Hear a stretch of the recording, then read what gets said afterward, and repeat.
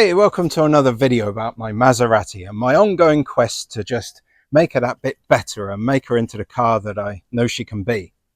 In this video, I'm going to take another look again at the parking sensors just briefly because I got the solution. And now front and back parking sensors work and the odometer no longer flashes. So that's really cool. It's also lovely going into the drive and knowing those parking sensors are working well enough to give me that bit of a warning if I'm going to hit something. The other thing I'm going to do is I'm going to update you on how the oil accumulator is doing. Now, if you remember, Maseratis, Lamborghinis, Ferraris, Mercedes of around about this age all had issues with variators. They'd wear and they'd make this whirring sound when you'd start the car up. To get around this, I fitted an oil accumulator. And I want to tell you now, because it's been on the car for a few months, and update you on how well that's working. Then I'm going to look at the ongoing work that I need to do to finish my task of making her fully up together and fully into the sort of car that I want her to be. So I've got some work, for example, to do on the front of the car, the suspension, bit of a knocking noise there. So I just want to go over that and maybe give you a bit of an update on the costs it's cost in the 6 months now that I've owned the car. So you get a rough idea of how much one of these actually costs to run and live with day by day.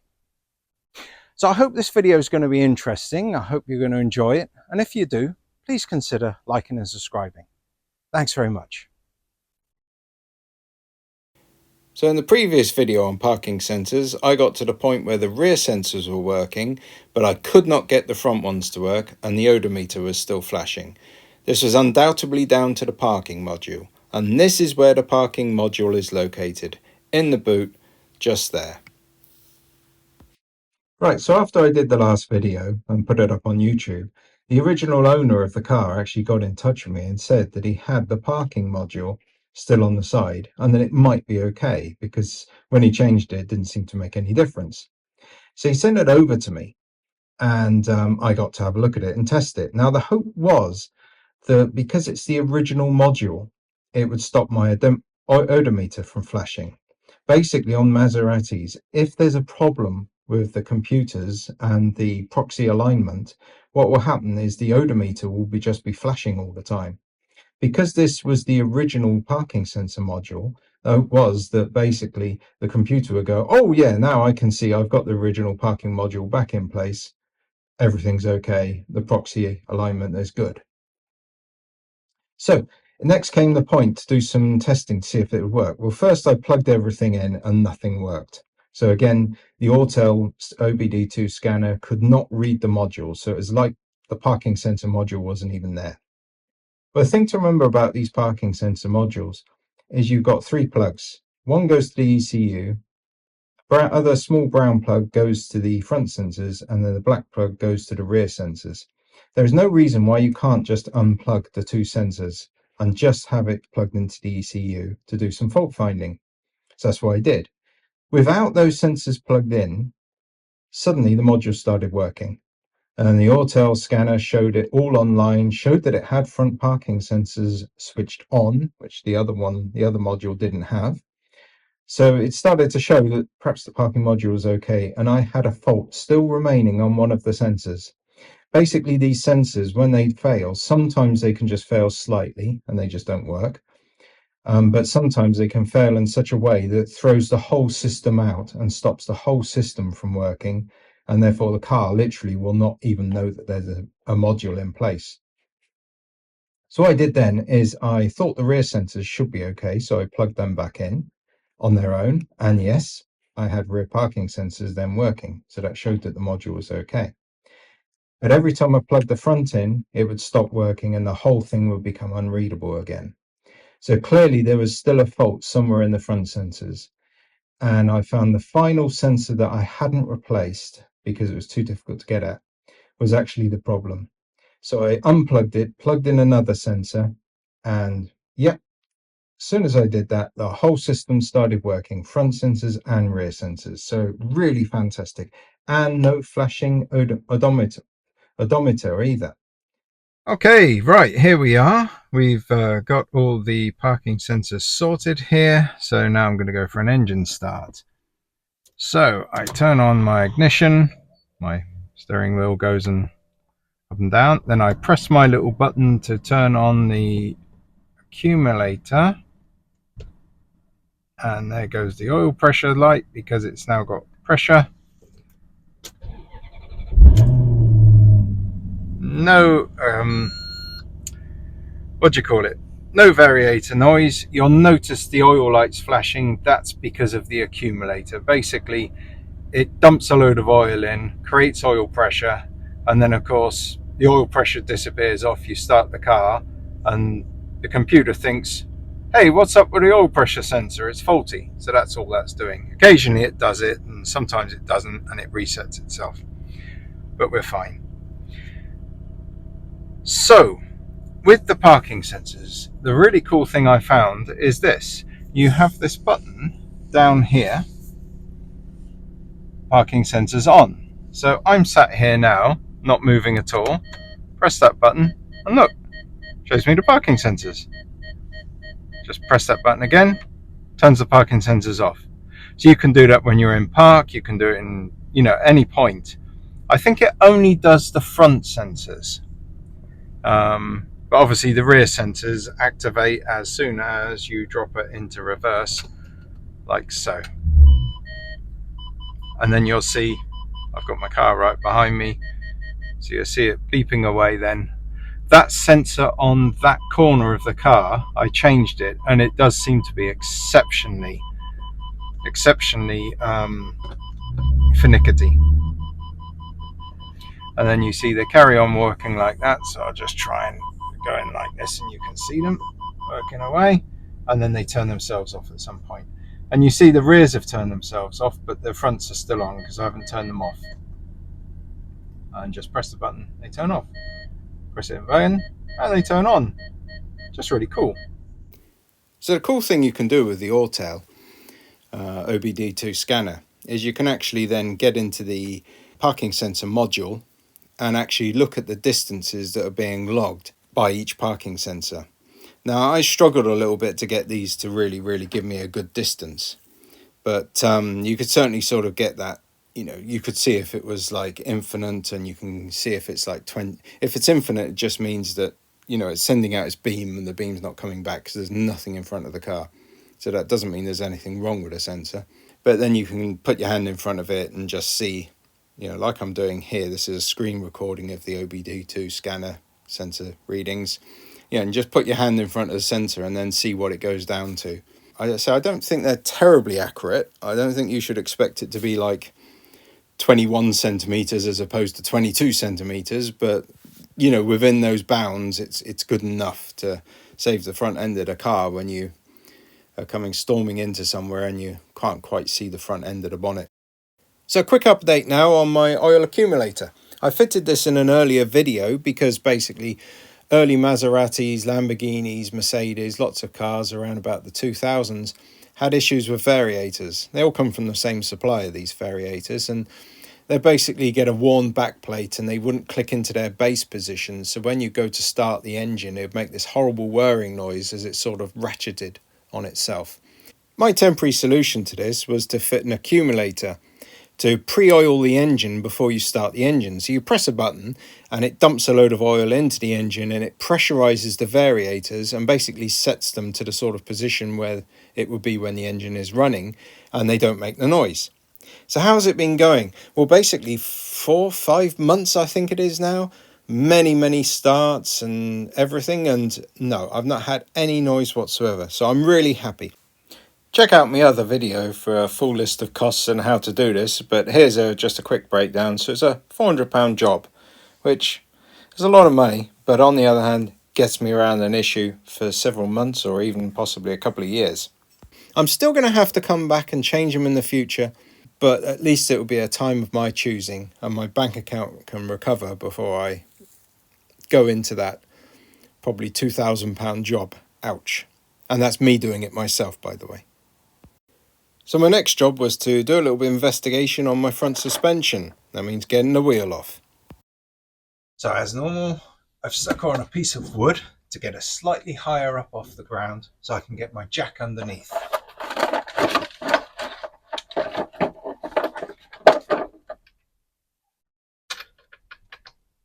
22mm wheel bolts. So one of the advice items on the MOT was the upper control arm bushes, and just recently she's been getting really clunky over bumps. I mean, really bad. So I kind of felt like there must be something wrong in there, and I suspect it's those bushes allowing the control arms to move around a bit too much. Either that or the bushes in the bottom of the shock absorbers. Strange wheel bolts. Right, so this is what it all looks like in here. So you can see here's my H&R wheel spacer, all looking good still. Brake disc still looking pretty good. Incidentally, oh yeah, tons of tread on that one. The front ones are really good. So I suspect it's these top bushings here. So the upper control arm, apparently the Maseratis, they suffer, they go here and here on these bushes, and they're a bit of a pig to change. So I need to have a look at it. The other thing that can go wrong down here is the bush down there, but I changed that already just before the MOT. So what I've got to worry about, I believe, is these two upper control bushes. Now to do them, I might as well take the shock absorber out. One shock absorber I haven't adjusted properly, so I need to do it anyhow. While I'm doing the shock absorber, I might as well look at the hyperblock up there and try and change that as well, because it's fairly easy to do. I would really like to get some lowering springs, particularly because these front ones are not in the best condition, they're a bit rusty. And it would be nice to do lowering springs on the whole car. It lowers the rear more than the front. And of course I've got adjustable shocks. So with proper lowered springs, I can actually go slightly higher than what they would say. So instead of lowering at the 35mm on the rear, I could lower it 30 instead, you know, just by adjusting my shocks. So anyhow, this is the bushes. If you look at that, a lot of play going on there. Fore and aft. Oh, yeah, that doesn't look terribly happy, does it? I'm not putting much force on that lever at all, and look what's happening. That's going well backwards and forwards, and of course you come back here and the actual suspension's moving too. This one doesn't seem to be too bad. I think it might have gone forward to backwards, gone wrong, but I don't think there's too much play up and down in this one.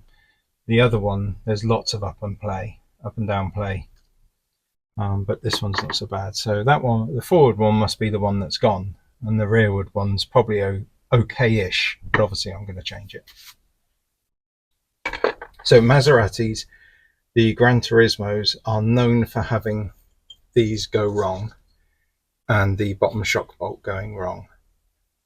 I've already changed the bottom shock bolt on this one, but I didn't do the upper control arms. They are an advice item on the MOT as well, so it's obvious that this was needed. Apparently the bottom arms never go, or don't tend to go. The bottom one down here is slight movement on, but it's not much movement, and people say they don't tend to go. So, or don't go. That's the exact words they use. They say they don't go, they're fine. But you can see, I think that one's okay. There's hardly any up and down movement, a little bit back to front. And of course, I think it's the upper ones up here that are letting the whole thing letting the whole thing move really badly up here, which makes it look like the lower ones are gone. Likewise, this ball joint here is an advisory item on the MOT. I don't think it's the ball joint. I had this on the rear where they said the ball joints were gone, and once you change the tie rods, they said they were absolutely fine. So I think it's the extra movement here makes it look on the ramp as if this ball joint's gone when it's not. Because you only have to look at this. I mean, if I get on this like this and I'm going like that, you can see if you're looking at this ball joint down here and you're the tester from down underneath, you're probably thinking, oh, that ball joint's gone, when it's not. I can't feel any movement in there at all. So I think just change these upper control arm bushes and I shall be good. They're apparently a real pig to change. I'm going to buy new bolts. The bolts for these are about £5 each and £10 each, I think, for these two. So they're not too bad. The lower bolts are some horrendous amount of money. £90 or something, someone said. I don't understand why. But these ones, it's probably fine. They'll come undone okay, actually. So what I'll do is I'll do that. I'll make sure I don't lose the shims. There's shims on these. They're set up when the suspension's originally set up. And of course, once this is all done, hopefully for one thing, I won't have any banging anymore when going over bumps. But also I can then go and get it all the four-wheel alignment done at last, because I think she's shimmying down the road a little bit. You know, she's slightly sort of skewed, driving sideways down the road like a crab. Not quite like a crab, but you know what I mean. Yeah, just need to fix this wire as well though. So that's it. That is probably my next task. So in preparation for the next job, I managed to get some second-hand springs. These were £300. They've got a few miles on them, but not too many. There's the numbers on them, so you got front and rear. Normally they'd be about £700-800. I did manage to find them on offer for £500, but 500 is still a lot more than 300, so I need to save money at the moment, I really do. These are all the bushes that I've got for the control arms. They're the upper bushes only, and again this is about £300. So I've got some extra bolts just in case, and I've got all the bushes here to fit. And you can see now how these bushes fit in. To get the old ones out, what I'm going to have to do is, I think there's enough movement in them even when they're new. I think a pair of mole grops, I can probably break them out, the inner section that is, and then I can use my angle grinder just to nick one of the face there, and then use a jigsaw or a reciprocating saw, or maybe just a hand saw, just to cut through the very first little bit there, and then hopefully they'll come out with a little bit of hammery and pokery and stuff. So anyhow, all the bits are here, all ready to go. I've just got to find a suitable point and a suitable amount of motivation and energy to get myself on the car again. So I'm at the 6-month point, so let's do a cost breakdown. So as you know, I bought the car for £4,500. It had CAD-S damage on the back, which wasn't visible, but still had to be addressed. 125,000 miles, loads of issues, variators making noises, and only a week of MOT left. Still a pretty good deal, but now see how much it's cost to put it into the condition I want it in. So what were the repair costs? That is, to get her through MOT and make her drivable. Well, as you can see, it was about £1,800. And that's to get her through the MOT, it was rear tie rods, it was the side indicator, it was front shock bushes, and also a battery so I could actually get her to the MOT station. Then there was the bits that I had to do to actually make her drivable in an everyday sense. Then it was time to catch up on servicing. She definitely needed a diff oil change, the engine oil service was due too, and the transmission, I couldn't find any records of it ever being serviced. Now, Maserati say the transmission is sealed for life. It is not sealed for life. ZF, the manufacturer of the gearbox, clearly state it is not sealed for life. The car was at 125,000 miles and it really needed doing. It was quite a complicated process to do, and as you can see, it was about £233. Ouch. And I still need to go and change it again, actually, because I left the magnet out. But never mind, that's my fault. I'll do that in the next month or so. Now we come to what's mostly extraneous crap, i.e. stuff that I just wanted to do. The one exception here is the oil accumulator, which I specifically did to get round the variators so I would not have to change those variators in the foreseeable future. They will need to be done at some time, probably though at a time when I decide to do the timing chains as well and the slight oil leak I've got from the front cover. But it could be 1 or 2 or 3 years from now, quite happily. And then I could get some of that accumulator money back by selling the accumulator on eBay. But yeah, I wanted to put wheel spacers on because the gap really is huge on the Maserati Gran Turismo. It's quite annoying. lowering springs while I'm doing the front suspension bushes, so it's a logical time to do it now. The little BT Bluetooth reader just means that I can actually match in my iPhone and play my iPhone's music over to stereo, which is cool and works quite well. The OBD2 scanner, that's not really unnecessary actually, it's a tool that I needed, and of course it's going to be a tool I keep on using. Private reg, well, yeah, perhaps that's a bit silly, but I wanted a smaller number plate. As I said before in that video, if I were a logical person, would I have this car? And the answer is no. And if we were all logical people, would we have anything other than a bog standard Ford Focus or something? And the answer is no. So, you know, yeah, that's about as good a defense as I can come up for that. So finally, the running costs. She's been doing about 19 miles to the gallon, which is not too bad. Actually, she did about 25 miles to the gallon on the drive back after I bought her. It's quite a long motorway trip. Now with the insurance, I've put down 284 quid, which is what it cost, but I think they made a mistake when they actually charged me, and it should have been closer to 400 quid. Obviously it depends on I've got a clean license and, you know, no sort of speeding tickets or anything like that yet. So to draw all those costs together, we end up with that glorious total there of just over £9,000, rounded down, because that's what you do when you start doing cars like this, and everything has to be rounded down a little bit. But you can see from that even though I've done all the work myself, a £4,500 car quickly turned into something substantially more expensive. And obviously I've got no labour costs that I have to pay or anything like that whatsoever. If I'd have had labour costs, I'd be taking this to a specialist. Arguably, at the end, it would have been the same price as a car, a relatively well-sorted car, straight off of Auto Trader. And that's something to remember when you go out and buy a cheap car. If you can do everything yourself, you're going to do well. If you can't do everything yourself, well, perhaps you should, unless you enjoy taking it to a specialist and writing out checks, you should probably consider just going and buying a car that's really good, do a pre-purchase inspection and do everything logically.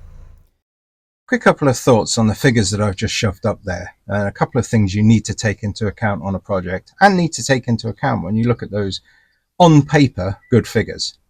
First is risk, and the second one is the amount of effort that's involved. Risk, I'm sat here messing around with these bushes. It's taken me all blooming weekend, and there is a risk here that I'm going to have to pay £2,500 for new suspension parts that I had not budgeted for. And that's the reality of a project car. Things will pop up that you just don't expect, and sometimes there'll be no way around them other than to get your wallet out, and it might just blow that budget completely out the window. The second one is the effort. I've spent many hours on this drive now. Many hours on this drive. This weekend alone, I've probably taught my neighbours some swear words that they really didn't want to learn. I've nearly thrown my tools across, toys out of the pram, and all kinds of things. I could have spent this weekend driving around on a nice sunny afternoon, chatting to friends in that lovely 15 grand, well, I can't afford it, but if I could have afforded it, a 15 grand Auto Trader Maserati that had no issues on it whatsoever. Instead, I've been here moaning, complaining. At times I've been happy, and I kind of enjoy it to a degree. I guess the thing I really do enjoy is when I get it all done, driving down the road and feeling that sense of achievement. And that's what I really work for, is that the knowledge that I'm driving in my fancy car and it's driving and running well because I've put that work and hard effort in. And that's a good feeling. Nevertheless, when you take on a project, do consider that concept of risk and the real effort that's really required, and the fact that you're going to be losing a lot of time to messing around with spanners and generally perhaps getting a bit annoyed if you're anything like me. What's a YouTube video about a problem? Look what's happened here. I went over the end of this blooming curb and got the front stuck. Luckily this chap over here has lent me a jack, so hopefully I can put some wood underneath that wheel and get her out again. Yep, we managed to break a couple bits of an old packing crate over there and just stick it down underneath and got enough clearance. So now she's slightly worse than she was before, but only slightly. We only touched, but just would not reverse out. So yeah, not great.